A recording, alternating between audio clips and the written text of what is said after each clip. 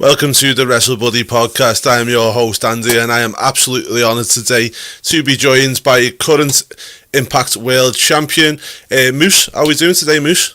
I'm doing great.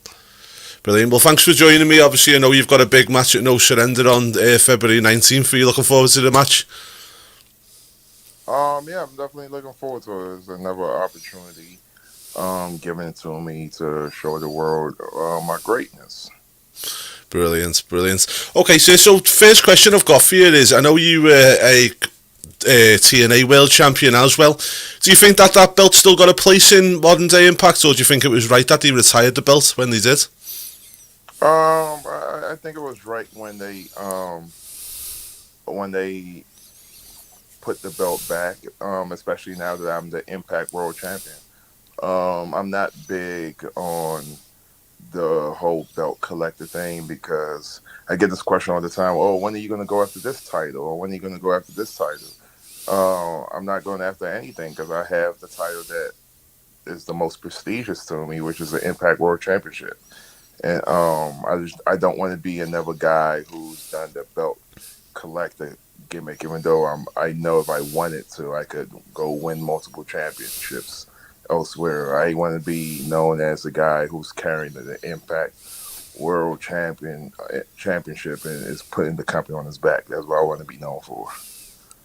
Brilliant. Okay, so talking about Forbidden Door, people go on about AEW and whatnot with the Forbidden Door, but for me, Impact are the pioneers of this Forbidden Door policy.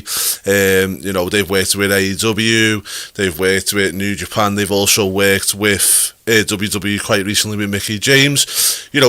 Is there any kinds of people that you look towards and think, okay, well, with this kind of policy Impact having the relationships they have, is there anybody that you look and think I'd really want to work with them? Okay. There's a lot of guys that that's out there that I was looking forward to having matches with us. But I don't know the policy of the Forbidden Door, I don't have the manual that comes with the Forbidden Door, so I don't know how to get these matches done. So I just do my part and keep working on my craft and getting better, and we'll see what happens. Yeah. And is there anybody in particular that you look to as somebody who you've looked at before you joined the business and as you were working your way up, who was kind of like an inspiration to you? Yeah, there's a whole bunch of it. Let's just say all the wrestlers from the Attitude Eras and all the wrestlers from the early 90s, because that's when I started watching wrestling, 92, 91, 92. I was a fan of all those guys, and those guys were definitely inspirations to why I do it now. Yeah, brilliant stuff. Okay, so one person I did want to mention personally was Bobby Lashley. So, on forums and things like that, people always compare your style to Bobby Lashley. Is that something by accident, or is that something that you've actually... I don't think we have similar styles. Not saying Bobby Lashley is a great competitor and he's a great wrestler, and he's having probably the best run in his professional wrestling career, but I think other than us both being black and bald-headed, we are nothing alike in the ring, especially for true wrestling fans. Our styles are totally different. Okay, brilliant. And recently you did sign a new contract with Impact Wrestling. Obviously, you're the world champion and you're leading the charge there. Was there any interest from anybody else at that point, or did you just Impact's just your home and that's just the way it is? No, there was definitely interest, but it was just one of those things where I had certain goals that I haven't completed yet, and I wasn't leaving, or I didn't feel right to leave unless I accomplished some of those goals. Brilliant. Okay. And, I know we talk about the Forbidden Door, as you say, there's no manual to it or rhyme or reason. What was the reaction to Mickie James appearing at the Royal Rumble? Was it a positive reaction backstage? Oh yeah, it was definitely support and definitely positive reaction. We thought it was a big deal, and she did great. Brilliant. And was there any, I know yourself on social media mentioned with Roman Reigns and the Forbidden Door and stuff, was there any kind of talk about yourself going into the Royal Rumble or anything like that? Not that I know of, no. No. Okay. And obviously you're going against Morrissey on the weekend in the next weekend at No Surrender pay-per-view. What are you looking forward to most about this match, and what can fans look forward to in that match? Looking forward to seeing how well Morrissey prepares for this match, and how well he comes in and does. I know this is the biggest match of his career, so I'm sure he's working his ass off to get ready for it.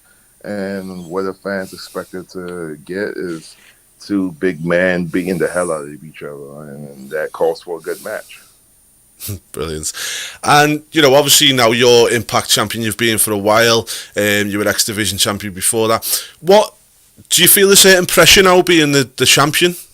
And, with the responsibility of leading the company forward, do you feel that pressure? And what's it been like since you've been champion? I'm definitely happy to be champion. I'm very prideful of it. But I don't feel any extra responsibility or any pressure. I look at it as just like it's another day at the office. Like, you know what I'm saying? Just treat it like another day at the office. Like the way my mind is, and the way I see things. If you treat every day the same, then you never have to work any harder or any less, because you treat every day the same. You have the same schedule. You put in the same effort every day. So if I come to work every day and put 100% effort in, I don't have to come in on a pay-per-view and put 120% in, or I don't have to come in on a field trip and put 40% in, because everybody's always going to know that guy comes to work every day and he puts in 100%, and that's what we ask of him. So I'm going into my championship match as another day in the office, and I'm going to go in there and I'm not going to put anything less than 100% of what I always put in. If it's a day off, if it's a work day, if it's a pay-per-view, if it's a house show, if it's a media, it was whatever. I'm always going to be the guy that puts in 100%. Brilliant. And, obviously before you got into wrestling, you were in the NFL and stuff like that. Is it the same kinds of work that you do with that? It just doesn't change, it's just the focus and the drive, no matter whether it's wrestling or NFL, or did you have to change your approach when you come into wrestling? No, I didn't have to change nothing. I mean, I obviously was better because I love wrestling. I didn't love the NFL at all, but I actually love doing it. So it's definitely more fun. So the hard work is funner. Brilliant. Okay.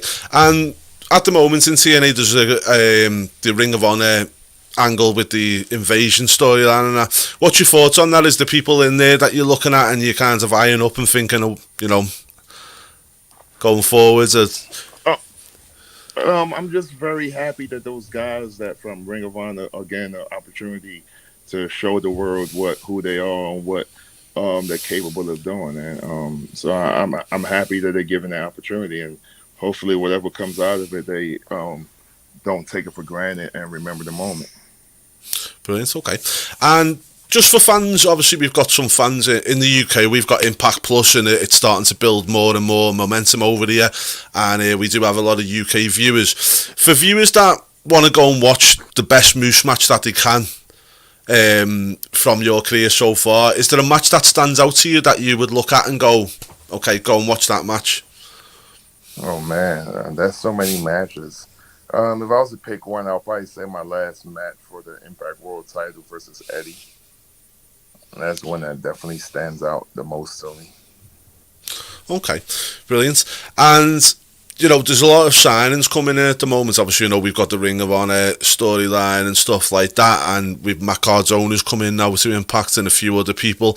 It's a good time to be part of the Impact roster. You're proud of kind of how they're building momentum at the moment at Impact and what they're achieving? I did not hear that. Apologies. So at the moment, Impact Wrestling have made a few signings and they've brought some really strong people to the roster. Are you proud to be part of this roster and what it's achieving? And, I know there's a lot of eyes on some of the the AEWs and the WWE, and Impact are just building and building and building, and you're at the spearhead of that at the moment, are you not? Yeah, I'm happy with definitely being a part of this company. I know Impact has been through a lot of changes, especially since I've been here, and I'm happy with the current bunch that we have now, from talent to office and to staff.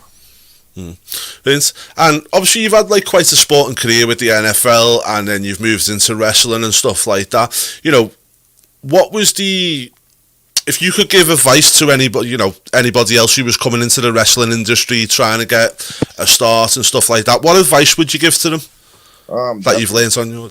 Sorry. Definitely be patient, and not everything happens in one day. Brilliant. Okie doke. And after the Impact match, you got No Surrender with Morrissey. Have you got any plans going forward? What's your next plans, or do you just take it one step at a time? Just take it one step at a time. Just come to the office ready to work hard and put in 100% effort, and we'll see what happens. Okie doke. Brilliant. And just looking at some of the other places that you've worked, you worked at Ring of Honor. What was your thoughts when Ring of Honor was going, when they decided that they were going to wrap up for a while? Obviously it's a sad situation, and you don't know how to take it, because you don't know. I didn't know much about what the reasoning were, but I'm just happy that some of the guys are getting opportunities to get work elsewhere. Brilliant. Okay, and just before we start wrapping it up, Bray Wyatt, or Windsor Rotunda, is a big free agent at the moment. He obviously left WWE. He hasn't popped up in anywhere else. Now, me personally, I think Impact Wrestling tells the best storylines in wrestling at the moment, and they build the stories really, really good. Do you think that that Windsor Rotunda would fit in well in Impact Wrestling? Who's this? Bray Wyatt, Windsor Rotunda. Yeah, definitely. I think Ring of Impact Wrestling would definitely benefit from a guy like him. But I don't know him personally, and I don't know if his mind is even into professional wrestling. But if he is, I would love to work with him, and I'm sure Impact will benefit. But you never know what this guy's mindsets are. Like, everybody's always making rumors about, oh, he's on the AEW. Sometimes these people don't even want to. Sometimes these people are not even in the mindset of wrestling, and they just want to take a break. But I know the fans get a bit too excited about seeing guys show up somewhere. But if he's available and still want to wrestle, I would love to work with him. But I don't make those decisions. Obviously, it's ultimately up to the owner of our company, and to Bray Wyatt, if he even wants to wrestle. Brilliant. Okay, well, Moose, thank you so much for joining me today. I really appreciate your time, and thank you to Impact Wrestling for making this happen. Guys, make sure that you do check out No Surrender, February 19th, and it will be live on Impact Plus, which is available in the UK and USA. But until next time, Wrestlebuddies, thank you so much, and take care now. Bye.